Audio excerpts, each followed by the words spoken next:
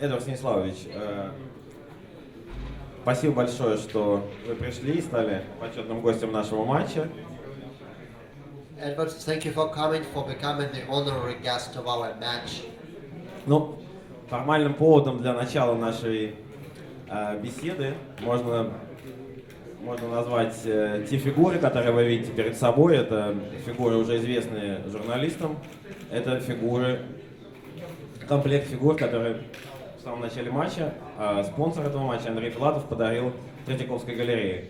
The formal pretext for our conference here is this wonderful chess set that was presented by Andrei Filatov to the Tretьяков Picture Gallery. Вот, ну, короткая информация об этом комплекте у вас есть. Эдвард Станиславович, автор многих исторических книг, в частности, одной из самых известных и популярных книг, которая вышла в Америке под названием «Последний великий царь». Это книга об Александре II и о времени. И, в общем, эта тема книги и тема этих шахмат перекликаются. И сейчас Эдвард Станиславович расскажет об этом поподробнее. You've got some brief information about this chess set in your leaflets, and currently Mr. Radzinski will tell us in greater detail about the actual leaders or figures who were performing at that time, because you know, Mr. Radzinski is the author of a very famous book which was published in the United States and which is called The Last Great Tsar. This is the book about Alexander II.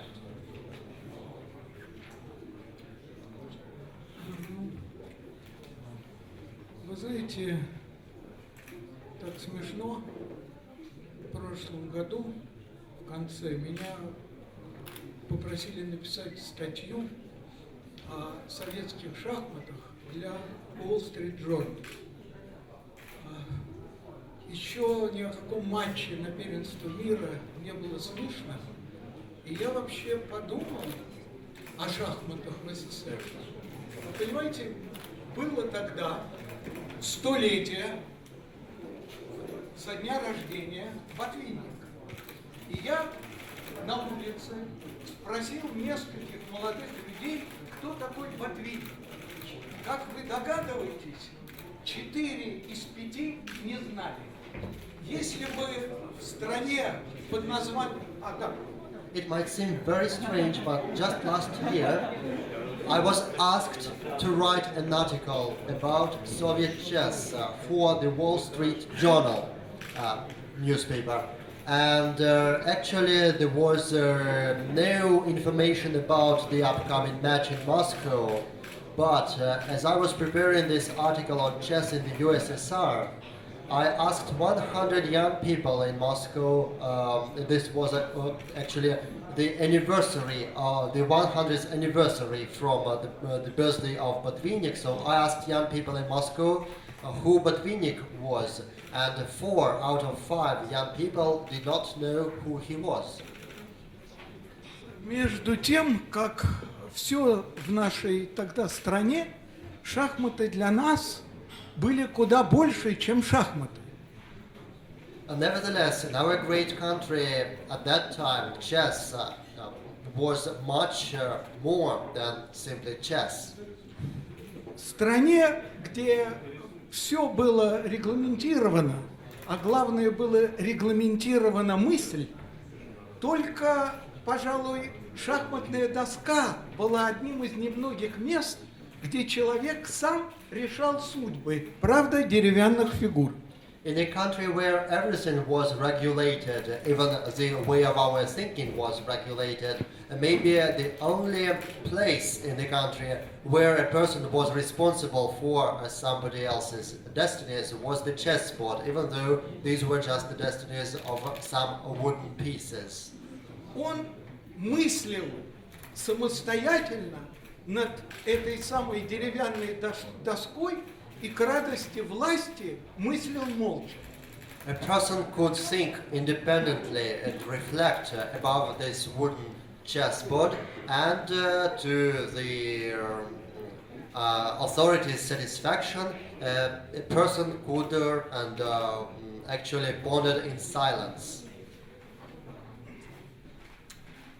При том, что на протяжении 25 лет шахматы были, попросту говоря, приватизированы СССР.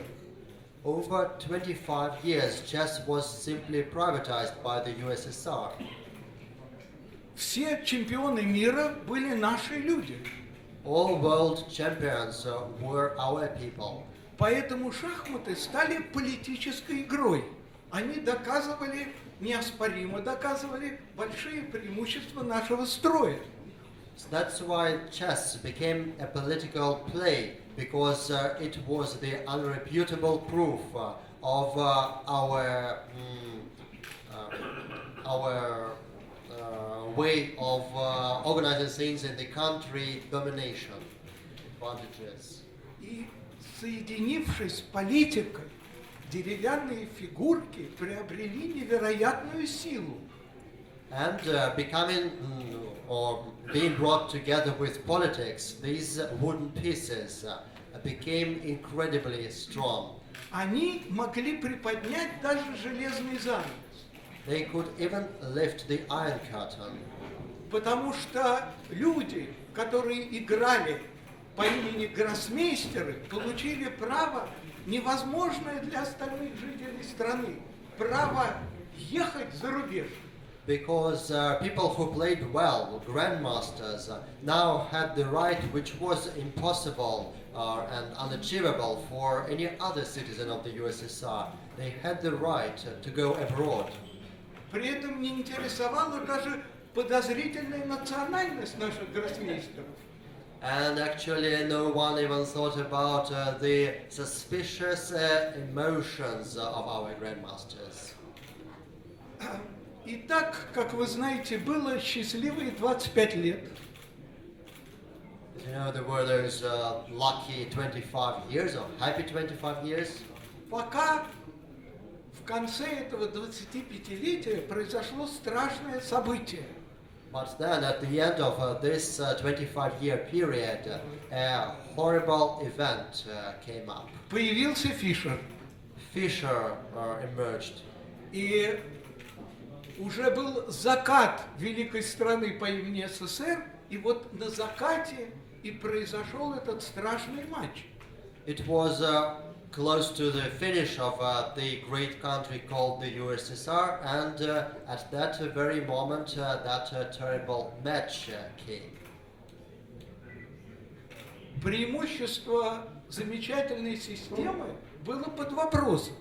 The advantages of this wonderful system was currently in question. Но, к счастью, Фишер оказался ненормальным и сам сдал чемпионат мира. But fortunately, Fisher proved to be crazy and actually refused to be the champion of the world. Но дальше нас ждало новое потрясение. But then we were up for a new shake-up. Невозвращенец по имени, как его называли, отщепенец, Корчной, вышел в финал. A refugee who actually was not respected by anyone, Korchnoi, made it to the final. И опять шахматы стали в центре политической жизни страны. And once again, chess became the center of the political life in the country. Финал, как вы помните, он совпал с началом перестройки и концом СССР. As you remember, the final coincided with the beginning of the perestroika period and the end of the USSR. Последний матч, который был всенародным событием, это был матч, символический название 13-го чемпиона мира между Карповым и Корчным. And you remember the last match which coincided with this event И Каспаровым. was the match between Karpov and Kasparov. Эпоха политических шахмат на этом закончилась. The era of political chess was now finished. И очень символично, что когда закончилась эра политических шахмат, последний всенародный чемпион стал заниматься политикой. And it is very symbolical that when the era of political chess was finished, the last political champion went in for politics. И вы знаете, заканчивая вот эти раздумья, так было интересно, что в 2010 году, и это тоже было очень символично, последний гроссмейстер из этой когорты времен величия советских шахмат, Лилиенталь, умер в Венгрии. Ему было 100 лет. And it is also symbolical to conclude this thought that in 2010, the last grandmaster representing that great domination of Soviet chess in the world, Lilienthal, died at the age of 100 years. А сейчас я вам расскажу про эти фигурки кратко. Now I will tell you about these chess pieces very briefly. Вы знаете, я действительно написал книгу про Александра II. I really wrote the book on Alexander II. У ней была тоже парадоксальная судьба. It had a paradoxical fate. Она выходила в Америке в издательстве Simon & Schuster. It was published in the USA in the Simon & Schuster. Это было первое ее издание. It was its first edition. Потом она будет издана в 16 странах. Then it will be published in 16 countries. Но это первое издание, у него был странный читатель. But the first edition had a very strange reader. Этот странный читатель стал ее первым читателем. This strange reader became its first reader. Дело в том, что еще книгу, которую только что выпускали, отправили почитать президенту Бушу. The fact was that this book, as it was being published, was sent to President Bush. Отправили ее по назначению. Дело в том, что президент Буш должен был узнать, что автором войны с террором первым был не он, а русский царь Александр II. And actually he was the right reader of this book because he was to learn that actually he was not the first writer to write a book on war on terror, but it was Alexander II who was his predecessor. Он взял ее на лето и опубликовал свое летнее чтение. He took this book for summer to read and then published his book Reading in the Summer. Я думаю, ему пришлось узнать, что первая настоящая, мощнейшая террористическая организация была создана не в Ливии и не в Ираке и нигде, а в городе под названием Санкт-Петербург. And I think he found it very interesting to learn that the first really very powerful terrorist organization was created not in Libya, not in Iraq or elsewhere, but in the Russian city called St. Petersburg. И все лозунги будущих террористов были произнесены тогда. And all the future slogans of terrorists were pronounced at that time. И все правила террора произнесены были тогда. And all the rules of terror were created at that time. Включая главный лозунг. Террор – это сила бессильных. Including the most important slogan, terror is the power of the powerless. И поэтому я предложил моему большому другу Андрею Филатову сделать довольно забавную историю. Как бы вот этот век, когда террор взял вот эту, ну, назовем, эстафету из века еще 19-го, и когда террор стал могущественным и захватил мир, выразить это в шахматах. And that's why I suggested to my very good friend Andrei Filatov to come up with the following interesting story, to take up this idea of terror gaining ground since the 19th century and becoming more powerful, and to put this idea into chess. Андрей Филатов шахматист, и это ему понравилось. Andrei Filatov is a chess player, and he liked it. И вот это шахматы, которые сделаны из бивня мамонта. So these chess pieces, which are made from the tusks of a mammoth, Вот они всю эту историю как бы и воплотили. Здесь и террористы, и другая сторона, назовем ее, ну, царь и те, кто был вокруг него.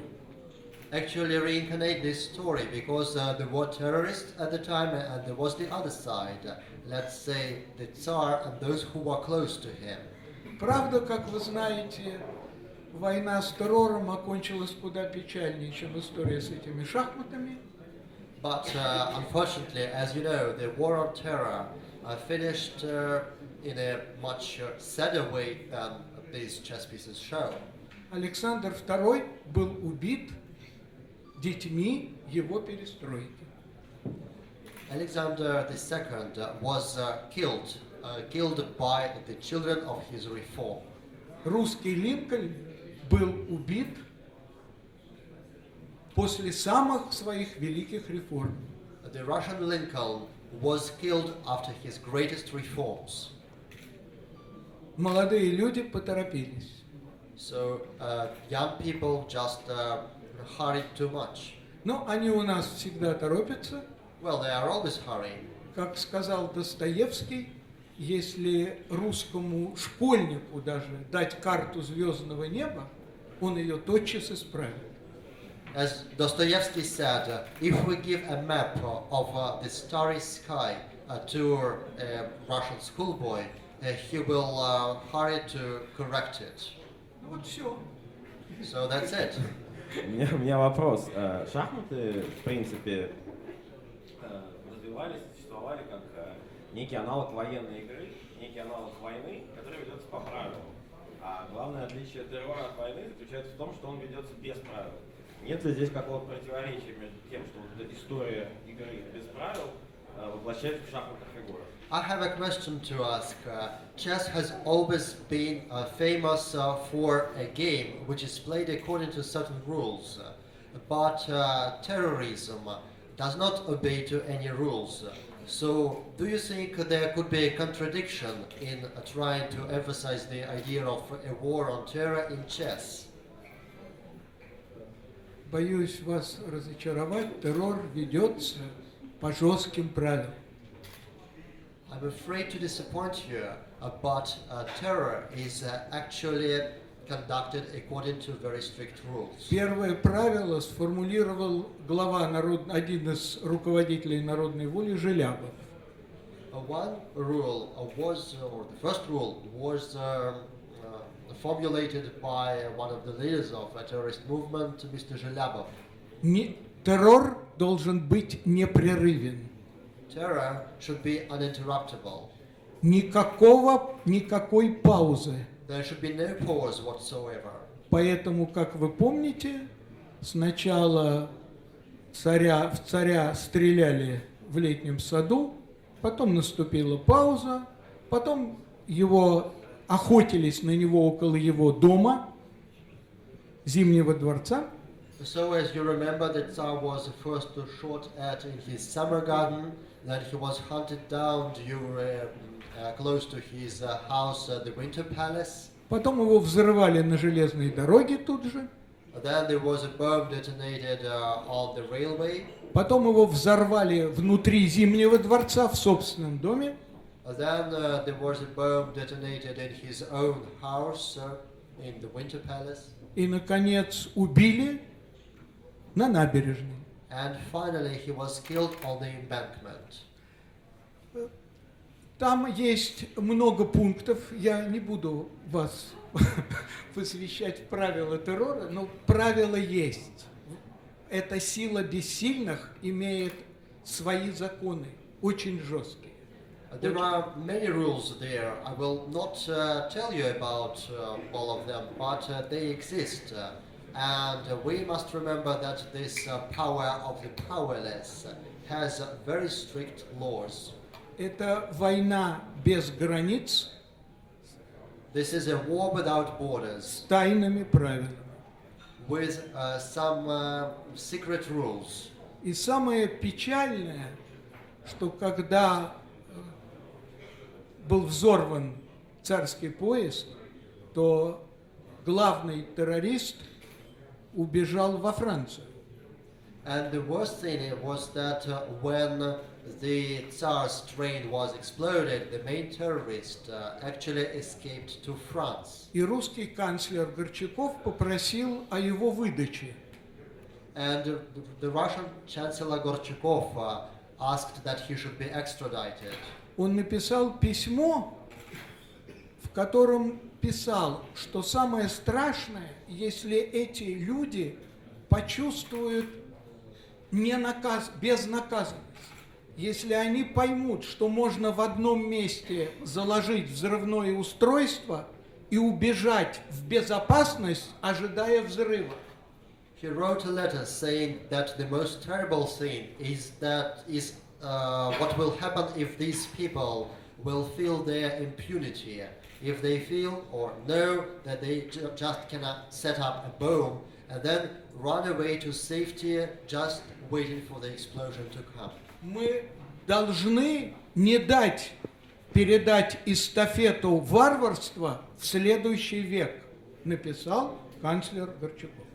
We cannot pass down this relay stick of barbarism to the next centuries, said Gorchakov.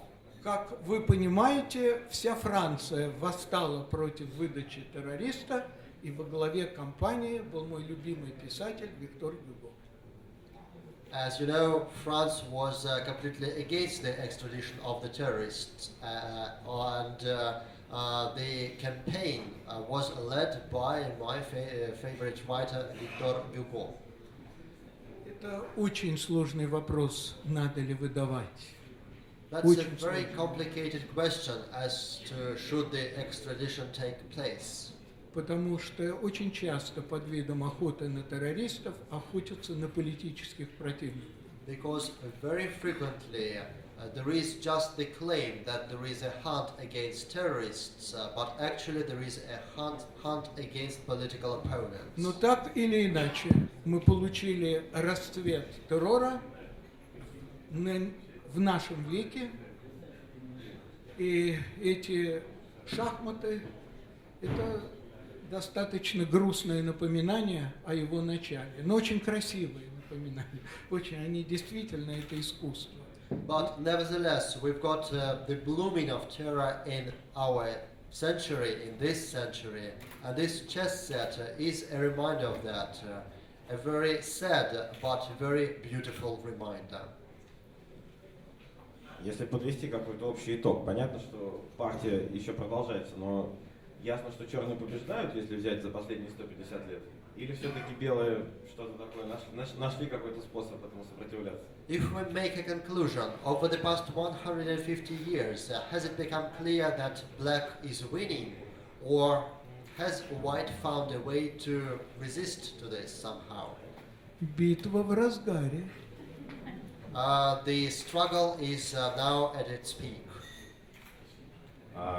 Эдвард Станиславович, перейдем к вопросам тогда, дамы и господа. Если вопросы у вас есть, пожалуйста, задайте их нашему гостю. Do you have any questions? Если вопросов нет, отпустите. If there are no questions, then let him leave. My question is, you mentioned your survey of young people in Russia about knowing about Botvinnik or not. What do you think the reason for this is? Is chess just not important anymore after the changes? Мой вопрос такой. Вы упомянули о том, что молодые россияне сейчас больше не интересуются шахматами и не очень много знают о бывших великих шахматистах советских. Какова причина этого, что шахматы больше не так интересны в России? Я плохо рассказал, значит. Maybe that was not a very good way in which I told you the Наступила story. другая эра. A new era came on. В России можно заниматься политикой, которая куда интереснее шахмат. You now can do politics in Russia, which is much more interesting than chess. В России есть интернет, где проводит свой досуг 9/10 молодого населения. There is now internet in Russia where 9 of 10 young Russians pass their leisure time. И кроме того, телевидение. And besides, there is TV. Понимаете, снимать двух молчащих людей над шахматной доской, это мне не интересно. We can't just film two silent people hovering over a chessboard. That's not very interesting for them. А какая популярность без телевидения? And what popularity can exist without television? Куда интереснее глядеть, как 22 человека ногами шпыняют вот эту надутый мяч. It's much more interesting to watch 22 men kicking an inflated ball with their feet. Что показывает телевидение? This is what television shows. И ритм, сумасшедший ритм, в котором стала жить страна, которая жила невероятно бессюжетно, медленно. And there is also this crazy rhythm in which the country now lives. The country which earlier lived in a much slower, kind of plotless rhythm. Поэтому решать судьбы деревянных фигурок в молчании друг с другом стало менее интересно. So it's now less interesting to decide the fate of those silent wooden chess pieces. Чем выйти просто на Болотную площадь и замечательно потусоваться. Less interesting than go out to the Bolotna Square and have a great, so to say, party. Много интересов. There are more interesting things to do. Does that mean people don't read books anymore as well? А это означает, что люди больше книги не читают. Смотря чьи. That depends on whose books Мои you're читают. talking about. They read my books. Пожалуйста, если есть еще вопросы. Any other questions? Здравствуйте. Скажите, пожалуйста, а вы сами в шахматы играете и общались вы вот так тесно с кем-то из людей, известных в шахматах? Потому что я, например, услышал насчет Рошаля Александра Борисовича, что вы с ним достаточно много общались. Спасибо. Do you play chess and are you close to any well-known chess players? I have heard that you were very close to Rashal. В период страны по имени СССР я играл в шахматы. In the Soviet Union, I used to play chess. Unfortunately, I finished to play in chess when our Atlantis disappeared. К сожалению, я закончил играть в шахматы, Когда наша Атлантида исчезла. когда исчезла наша Атлантида. Но Рошаль был очаровательный человек, и его рассказы о чемпионатах мира, вы знаете, я мог бы их слушать бесконечно, потому что он знал самое интересное для нашего человека – кулисы чемпионатов мира. But Rashal was a very charming person, and I could listen to his stories about World Championship matches endlessly, because he knew all those stories through and through, including what happened behind the scenes. И это было невероятно увлекательно. Я уверен, что это совершенно не написано. And it was really very, very interesting, because no one wrote about it. Кулисы матча Карпов-Корчной, это было безумно интересно. It was very interesting to learn what happened behind the stages, behind the scenes of the match Karpov-Korchnoi. Вы представляете, человек выигрывает 5-2 и так боится проиграть, что проигрывает 3 партии подряд. You know, one person is leading in the score 5-2, and then is so afraid of losing that loses 3 games in a row. Потому что им занимаются вся власть. Власть занималась шахматами. Все следили, что будет на этом матче. Because all the authorities were very deeply involved in what was happening in the match, and they actually watched very closely all the developments of the match. Это было любопытное время, когда власть занималась словом, ее безумно интересовало, что пишет писатель. It was a very curious time when the authorities were interested in the books, they were interested in what a writer wrote. Более того, она вынуждена была читать книжки. Moreover, the authorities were forced to read books, Что, по-моему, совершенно перестала делать новая власть. which I think the new authority now has completely ceased to do. И даже слушать оперу, что вдвойне удивительно, согласился. And they even stopped listening to operas, which is quite amazing. Есть еще вопросы? Пожалуйста, задайте их. Any other questions?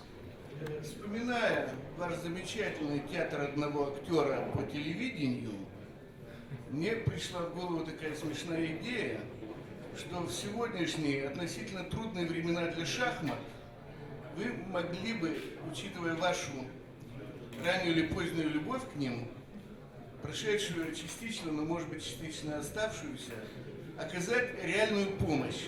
Я представляю, вот хорошо написанный текст про шахмат, включая кулисы матчей, включая там какие-то истории людей, включая терроры террористов. И вот сделать такую программу по телевидению, это будет большой подарок шахматам. Как вы на это смотрите? Remembering your wonderful program Theater of One Artist on TV, I think you could actually do a great favor to chess. You could probably prepare a program on today's chess and include some well-written texts on what happened behind the scenes of World Championship matches, and include all these considerations on terror and include it in one program. This will be a great contribution to chess. What do you think? Ну что, сказать, что шахматы не решают сетку телевидения? Шахматы не решают, что ставить на телевидении. Поверьте. Chess does not decide what to put to show on TV. Про футболистов скорее было бы. Дело в том, что, ведь вы понимаете, был такой очень плохой человек, но очень умный, Троцкий. Он сказал, что существует рыночный дьявол. Вот это очень точное определение. Дело в том, что рынок в определенных условиях начинает дирижировать. Он дирижирует не просто, а дирижирует жестко и правильно. При этом он учитывает только одну вещь, что покупается. A program on footballers probably would be more popular. But you know, Trotsky, who was a bad man but a very intelligent one, said that at one point of time the so-called market devil starts to play an important role, because the market starts regulating what becomes popular and what not. И как бы вам ни обещали руководители каналов, что они будут делать то, но не будет делать это, они ничего не смогут, потому что нельзя быть немножко беременным. Это любимый, по-моему, лозунг нашей Думы. И поэтому система, понимаете, она должна управлять сейчас рынком, то и телевидением. То есть если потребитель хочет, они будут это показывать. Если он не хочет, они это показывать не будут. Меня показывают не потому, что я мило и хорошо говорю, а потому что у этого есть рейтинг. Только поэтому. В тот момент, когда рейтинга не будет, вы меня больше там не увидите, как бы меня там ни любили. Even if channel directors promise you that they will show something on TV, you know, it will not probably be feasible, because there is a well-known saying, you cannot be a little pregnant, as our authorities sometimes choose to do. And our system cannot control the market, because all the programs on TV have ratings. And for example, if my program does not have a high rating, you will not see me on TV. Станислав Петрович, пожалуйста. Вы коснулись вопроса шахматы и политики. А что все-таки, по-вашему, честнее и чище? Шахматы или политика? Ну, вы знаете, ну какой же чистый может быть политик? You have touched upon the question of chess politics, and what do you think is more honest and what is cleaner, purer, chess or politics? The answer is, well, you know, politics can hardly be honest. И вы знаете, я издавал книжку «Сталин», тоже она впервые была в Штатах, и вел все время, тогда еще интернет не пользовались, а телеграммами вел переписку с редактором. И я там, у меня был такой кусок, я же верил, где было написано, что вот Черчилль и Рузвельт, какая пропасть между ними. I published a book on Stalin, and I was in correspondence with the editor in the United States where the book was published. There was no internet at that time, so we just exchanged telegrams. And in one of the letters I wrote, Churchill and Roosevelt, there is a huge gap between them. Я там писал, что вот Черчилль, прожженный политик, и Рузвельт, этот наивный, добрый, голливудский почти человек. And I wrote that Churchill was a very experienced politician, and Roosevelt was a very naive person, almost like some person from Hollywood. И мой редактор мне написал, это был коварный, хитрейший политик. And my editor replied, this was a very cunning, very calculating politician. Это написал американский редактор. That was an American editor who wrote it. Потому что иного быть не может. Политика – это обман с самого начала. Because it cannot be otherwise. Politics is a deceit from the beginning. That's why chess will live a long life. Шахматы будут жить всегда. Chess will live always. Я думаю, что это прекрасный конец. Да, простите. Я извиняюсь, я хотел бы все-таки завершить нашу мини-дискуссию. Значит, ну, мы знаем, что вы не продаетесь, но вы хорошо покупаетесь на телевидении. Поэтому, если вы не будете пропагандировать шахматы, а именно там ходы, которые не всем понятны, а именно истории людей, истории вокруг людей, которые вы слышали от Рошаля, если надо будет, мы вам еще там тонну добавим, и вы совершенно замечательно аранжируете это будет действительно вклад, и это пойдет, и рейтинг ваш не упадет, а поднимется. To conclude our small discussion, you know, if you tell us not about the particular moves on television, but on people, those wonderful stories you've heard from Rochelle, and we could add lots of other stories. So if you tell it all on TV, then the rating of your programs will only be higher. Знаете, я только хочу вам просто одну вещь сказать. Just one thing to say. Рейтинг до тех пор не падает, пока человек не думает о рейтинге. A rating does not fall until the person starts thinking about a rating. Потому что бодливой корове Бог рог никогда не дает. Because there is the Russian proverb saying that a crazy cow would never be given horns by God. Пожалуйста, есть еще вопросы? Да. Эдвард Станиславович, скажите, пожалуйста, вот эти фигуры символизируют борьбу революционеров и реформаторов конца 19 века. А вот какие современные, может быть, фигуры политические все-таки вы могли бы поставить на вот единственного? These chess pieces symbolize the revolutionaries of the 19th century, and what chess pieces illustrating modern revolutionaries or maybe terrorists you could put on this Вы table. хотите, чтобы я их выстроил? Меркель, Путин, там бедный Саркози или вот этот новый безумец, Do you который want me to show появился. Merkel, Putin, Sarkozy? А с другой стороны Which appeared? Аль-Каида стоит. And on the other side, Al-Qaeda. Вы знаете, ну что, Бен Ладен король, наверное. Well, Bin Laden would be the king now. Нет, ну это веселое как раз. Я уверен, что эти шахматы продавались бы замечательно, даже не избив ни маму. I'm sure that this chess set would then sell very well, even if it is not from the tusks of a mammoth. Мне только жаль, что там не будет Берлускони, я его любил. But it's a pity that there will be no Berlusconi there, because I really liked him. Это был очень честный политик. It was a very honest politician.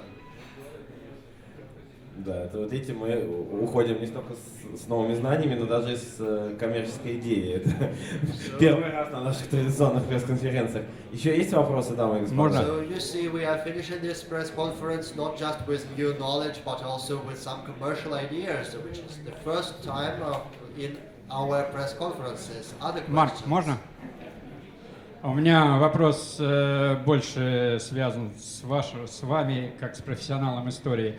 А скажите, пожалуйста, что сделать? Но сначала я 3 маленьких примера приведу. Первый пример. Человек закончил школу в Подмосковье и собирался поступать на исторический факультет. Написал, это был опрос, он написал про Сталина «Мифический герой народных сказок». Он полностью уверен, что такого человека не было.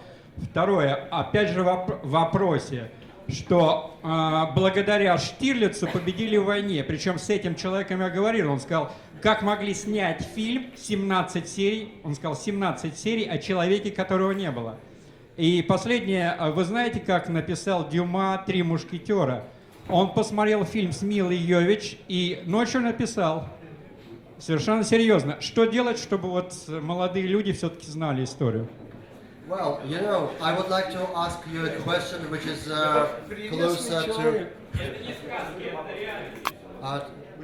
closer to you as the politician. So what do we do to make our young people know history better, because they really don't know history at all? Вы знаете, его фантазия безумные очень недалеки от фантазии профессиональных историков. Поверьте. Дело в том, что мы с вами живем в стране, где история всегда была политикой, обращенной в прошлое. Поэтому, когда начинается перестройка, Иван Грозный – это жуткий деспот. Потом она продолжается, и начинается укрепление вертикали, и с нею укрепляется Иван Грозный. Он становится собирателем земли русской. You know, actually, professional historians also distort history very much in Russia because they always follow the aims of politics. For example, during the Perestroika era in Russia, Ivan the Terrible was a very horrible figure. And after that, as our vertical of power became stronger, the image of Ivan the Terrible also improved.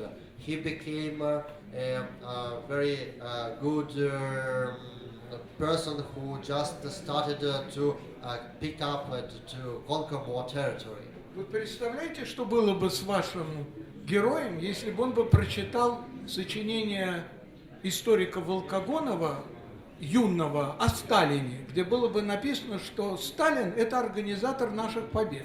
А потом бы ему книжку, где было бы написано, что Сталин – монстр, а Ленин – толерантный и нежный. А потом ему последнюю книжку Волкогонова, где было бы написано, что Ленин тоже монстр.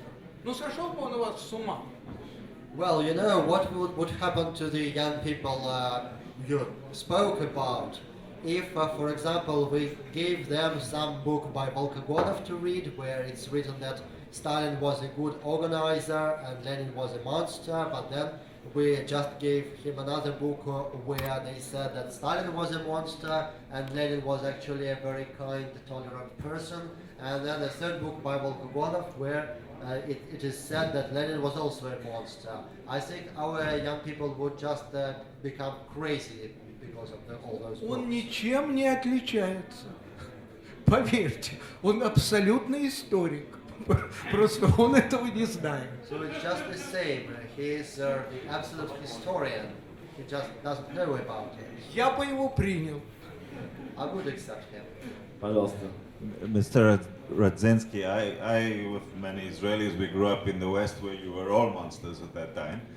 And over the years, we got these terrible rumors concerning chess, that Alyoshin was murdered by the KGB and that Brodstein was forced to lose to Botvinnik. Do you think there any credibility to these rumors that were in the West? Господин Радзинский, вот я вырос на Западе, и в то время нам очень многие советские лидеры и деятели казались монстрами. А скажите, пожалуйста, вот у нас на Западе ходили самые различные слухи, например, что Алехин был убит КГБ, или что Бронштейна заставили проиграть матч Ботвиннику. Какое-то есть какие-то факты за всеми этими слухами? Насчет Алехина, я думаю, что нет. Насчет Бронштейна, As to Alekhin, I think no. я думаю, что его не надо было заставлять. Если он понял бы, что надо проиграть, он бы проиграл. As to Bronstein, I don't think we had to force him to lose. If he understood that he had to lose, he would lose. Пожалуйста. Вопрос такой. На протяжении многовековой истории шахматы в принципе обходились без террора. То есть никто никого не убивал особо, все достаточно мирно. Считаете ли вы вот такая вот смысловая привязка, является ли она удачной? Террор и выраженный в шахматах, в шахматных фигурах. Over more than 1 century of the history of chess, chess did without any terror, and no one killed anyone in chess. And now we have an analogy in this chess set of terror and chess. Do you think it is really successful? Ну, знаете, шахматы, да, они существуют тысячелетия, и в эти тысячелетия никто никого не взорвал динамитом, никто никого не убивал. А потом наступило тысячелетие, уже оно второе заканчивалось. 2 тысячелетия после прихода Иисуса Христа, когда вдруг все начали взрывать друг друга. Невозможно стало ездить по железной дороге, как писал еще вы представляете, в 1878 году великий князь писал: слуга подает кофе, не знаю, не отравлено ли оно. Пришли чинить дымоход, не знаю, заложили ли бомбу. You know, chess has really existed for thousands of years, and no one killed anyone, there was no terror, there were no bombs, but then at the end of the second millennium, terrorism suddenly started to exist. For example, we remember that in 1878, the great prince in Russia wrote, now some people came up to repair the smoke exit. I'm not sure if they have not put up a bomb, and I do not really know if it is safe traveling by railway. Весь Петербург, когда наступал юбилей отмены крепостного права, была паника. Петербург опустел, бежали люди из столицы. И это происходило при благословенном Александре II. And even under Alexander II's rule, there was great panic in St. Petersburg because of the terrorist threat, because people started fleeing from St. Petersburg. Да и вы, наверное, когда садитесь в самолет сейчас, не очень уверены. And I think even now, as you walk on board an airplane, you are not very sure. Поэтому это не памятник шахматам, это памятник времени, когда мы живем и в котором мы живем. This is not a monument to chess, but this is a monument to the spirit of the time, when we live and in which we live. И вот это не просто артефакт, а это несчастный артефакт. This is not merely an artifact, but this is a pitiful artifact. Это приговор. Понимаете, 2000 лет надо было жить, чтобы все начали бояться друг друга. This is a kind of sentence to humankind, because we lived on for 2000 years before we started being afraid of each other. То есть 2000 лет повторять «возлюби ближнего». 2000 лет. And we repeated for 2000 years that we need to love each other before terror came. Но я думаю, что мы уже... Да, давайте... Последний вопрос, пожалуйста. Last question, please. Как раз я на сокровище, которое вот тут стоит. Скажите, мы правильно поняли, что это вообще была ваша идея, вот этих шахмат? As to the treasure which is on this table, did we understand you correctly that it was your idea? Да, если это так, хотелось бы все-таки узнать, вот как это долго делалось, вообще, кто это делал, и есть ли у вас идеи новых комплектов? And how much time did it take to create this chess set? And do you have ideas of any other chess sets? Ну, она возникла в разговоре, а вот как это делалось, знает только Андрей. Ну, я могу рассказать. Well, this was an idea which was created or brought forward during our conversation, and only Andrei knows how it was done. Я вообще не был уверен, что это можно, понимаете, потому что ну, я живу в нормальном мире, и для меня это удивительно. I was actually not sure that it was possible, because I live in the ordinary world, so it's quite surprising for me. Ну, я думаю, будет справедливо закончить нашу пресс-конференцию как раз тем, что я расскажу, что эти шахматы сделали по заказу Андрея Филатова, компании «Русский мамонт».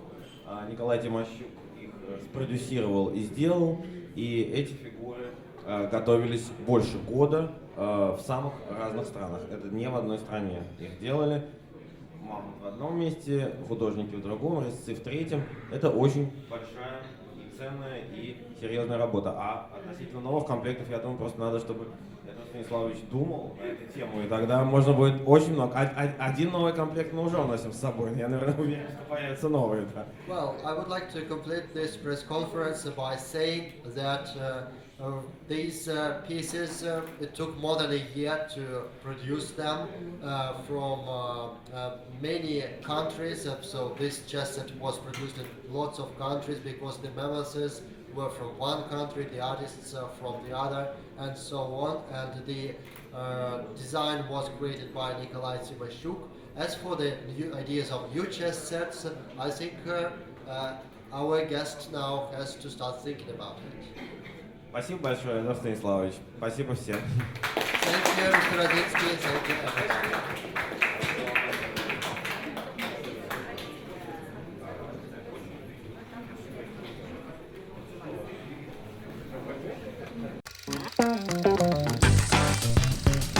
Играйте в шахматы!